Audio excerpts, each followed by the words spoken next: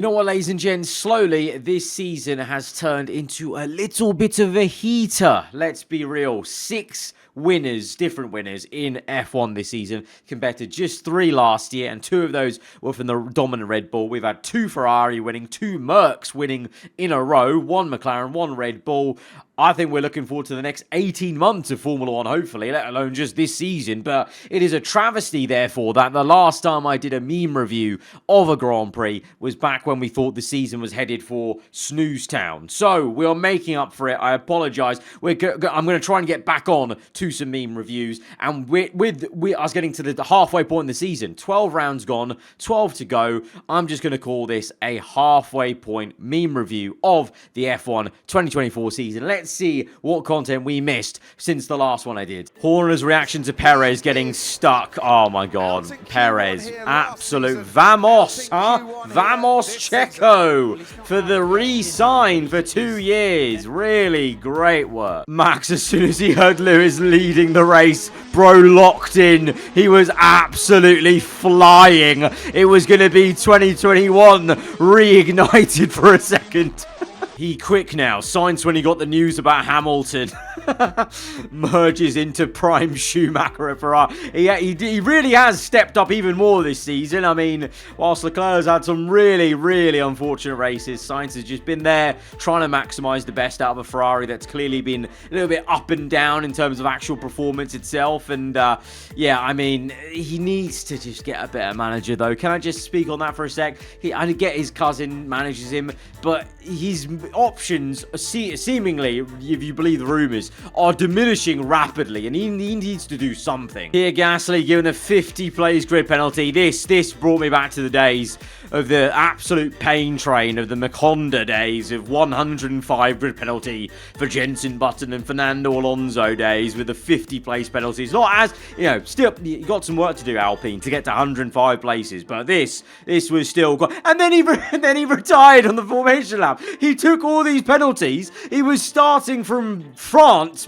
He may as well have been starting from France. He was wearing a PSG helmet. He may as well have been starting from near the stadium because of the penalties he had. And then he didn't even start the race. Oh, this is a good one. Oh, this is a good one from my good friends at P1. Matty G, you have been cooked, my friend. I'd like to welcome everyone to the Charles Leclerc era. It has begun, dated March 20th, 2022. And recently at the Austrian Grand Prix, Tommy has replied with a screenshot of Leclerc 68 seconds behind the leader. It is over. He has been lapped 2 races in a row.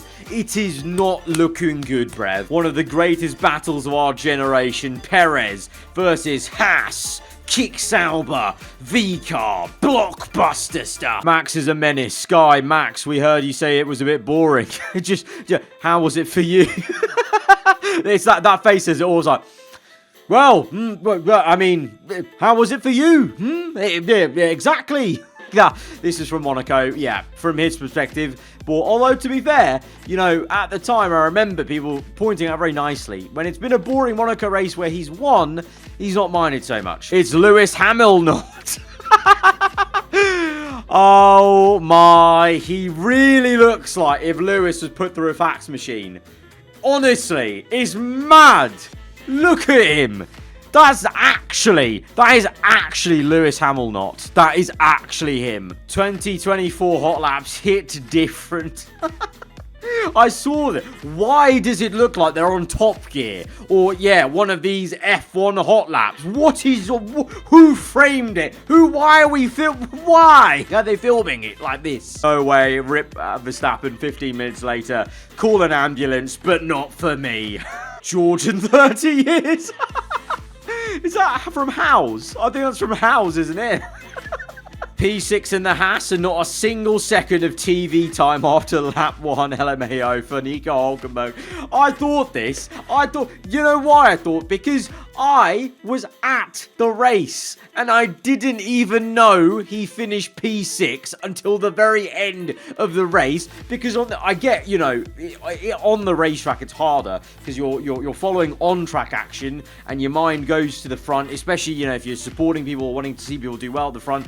But then also on the TV, you know, the TV was constantly just the top, which I get, it was really riveting, but there was no mention or seemingly replays that much of Hulkenberg's drive. Even recently, there was like a video of an onboard, of the best onboards from Silverstone, and Hulkenberg, he did this great overtake, I think, of Cops, and it just went completely under the radar. Fair play, P6 twice in the Haas. This man's been cooking in this car under the radar last 2 races. It's happening. I assume this is in relation to rumours of Newey going to Ferrari, or even, to be fair, all the other hires that Ferrari have been announcing lately. They've signed a few from Mercedes recently, even like D'Ambrosio for like what was it, like young driver development and stuff like that is going to Ferrari in the next season. And Fred Vasseur is trying to cook as much as he can for 2025. And now with his new driver Lewis winning the last race, getting, you know, kind of almost getting that, you know, the yips out of his system, you know, finally breaking the duck, getting that win again after so long, giving him some motivation. Who knows, he might go to Hungary, a place he loves, and do equally just as well. You know, Fred just needs to pick up the pieces of the car itself, dwindling a little bit in recent races. Whilst operationally it's not been great. Y'all thought again, Verstappen, you thought it'd be different this time. This is Canada. I know this is Canada. Canada was such a crazy race. So I watched it at F1 Arcade. It was a good vibe watching it there with a load of people, because the ups and downs of everyone there at the venue are, because at one point you thought Russell's going to win, one point Lando's going to win, maybe even Lewis might have had little chance, and then of course in the inevitable in those kind of crazy races, Verstappen came through. Although, to be fair, saying that, Silverstone was crazy. He didn't come through. He was actually struggling a lot of the time and said he was pretty happy with P2. But yeah, sometimes it's just laughable how so much happens and then Verstappen ends up winning one of those crazier races. This is what I'm on about. This is what I'm on about. Business as usual. So much happens. Dead heat pole, tyre choice shenanigans, multiple safety cars, superb battles. Bang! Max wins. Boys speak less, but it holds a lot of weight. All drivers are going to bully Stroll out of F1, yes, but everyone else didn't crash into each other regarding Stroll crashing because drivers ahead suddenly braked. Yeah, he doesn't say a lot, but when he does, he cooks. Behold, a second driver podium. Russell, Piastri, Sainz. Yeah, I mean, you're not wrong. You're not wrong. George seeing his lunge on Lando in the cool-down room. Then it's Verstappen's face. Verstappen gets so expressive in these cool-down rooms sometimes. That's like, oh, what? You did what? And he's just, let's be real. That face, even from the side profile, I can tell, that's like a, oh, blimey. They ruined my boy's race. Pain. Oh, even I felt the pain for Oscar. I was really gutted about him.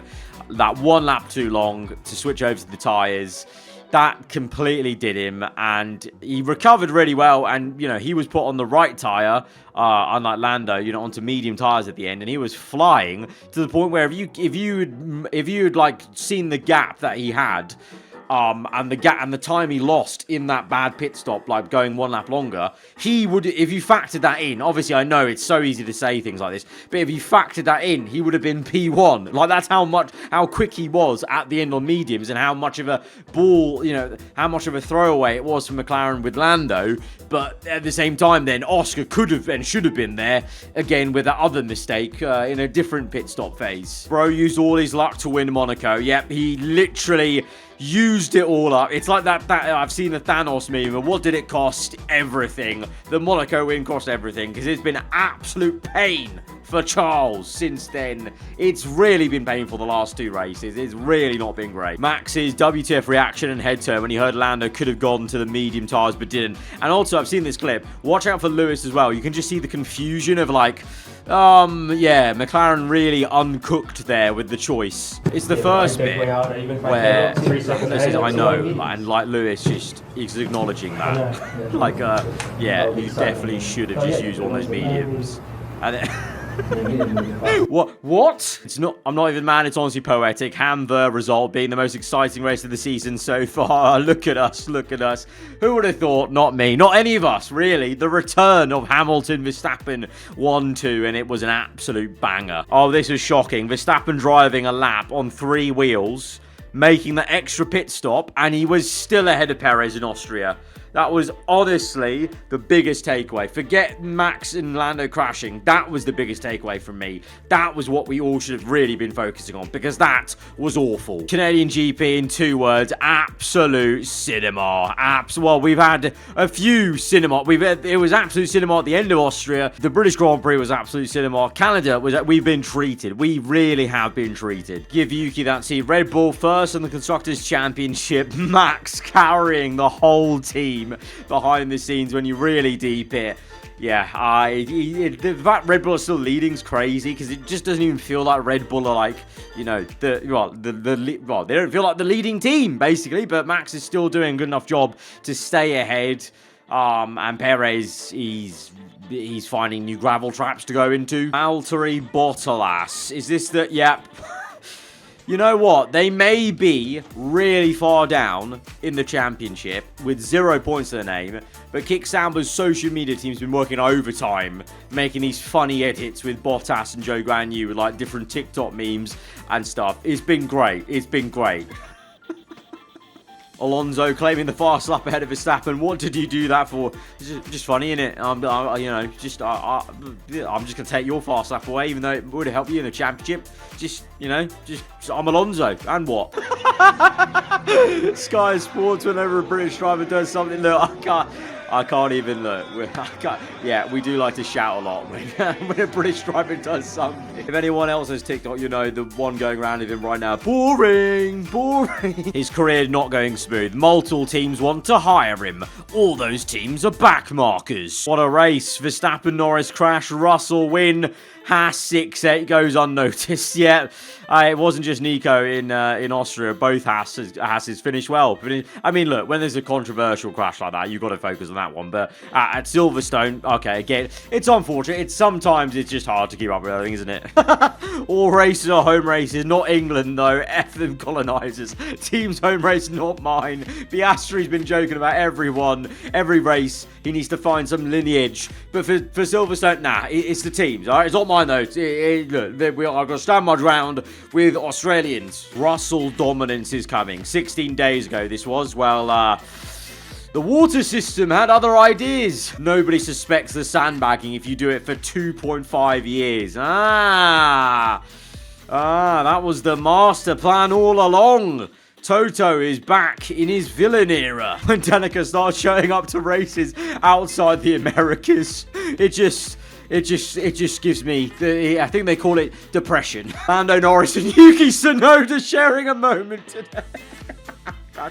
You're just evil. You're just evil. You're just evil. Forget about the caption on this actual original post. What I want to know, and what I saw someone joke about on Twitter at the time, was why do all 3 of them look like they've got like Rimmel 5 lipstick on? From Boots Beauty. What's going on? Silverstone promoter raising the ticket prices. Silverstone's not sold out. Why would Max do this? Why? Maybe. It surely can't be the dynamic pricing. God damn it. Why are they playing the de facto anthem of F1 at the Euros? Are they stupid? On the first weekend of the Euros, thinking, oh, look, no F1. We've escaped the Dutch anthem. And then Sunday rolls around. Who's playing on Sunday, the first week of the Euros? It's Netherlands. Russell winning the 2024 Austrian Grand Prix. Oh, a massive crash, and he's gone through for the easy win. Checo, it's time. Just retire. No context in it. Just retire. Just F1. In a very strange move. I joked about this on Twitter, but what's the sequel going to be called? F2? Is it going to be a prequel sequel? F2? Christian Horner after Alpine becomes RBPT customer team. Well. How the turntables. Alpine. It's not looking good, Alpine. I say bring Renault back, okay? Just for the sake of the culture, the name. Maybe a slightly less weird... slightly less mid-livery. F1 admins rushing to find the P1 Russell graphic. Hey, admin now probably had to rush to try and find the Hamilton graphic as well. Both those guys, unexpectedly, 2 Silver Arrows wins in a row. Graphics team probably was not prepared for that, but they were on it. They were on it with some pretty nice ones. 2012 still the GOAT. Yeah, I mean, 6 different winners in the first 6 races. That's a bit different, but it is heating up. And that is where we're going to end it off for today, guys. So if you have enjoyed it, be sure to hit the like button. Let me know what you thought in the comments below. If you're around here, then do get subscribed for weekly Formula 1 content. I'll see you guys next time. Goodbye.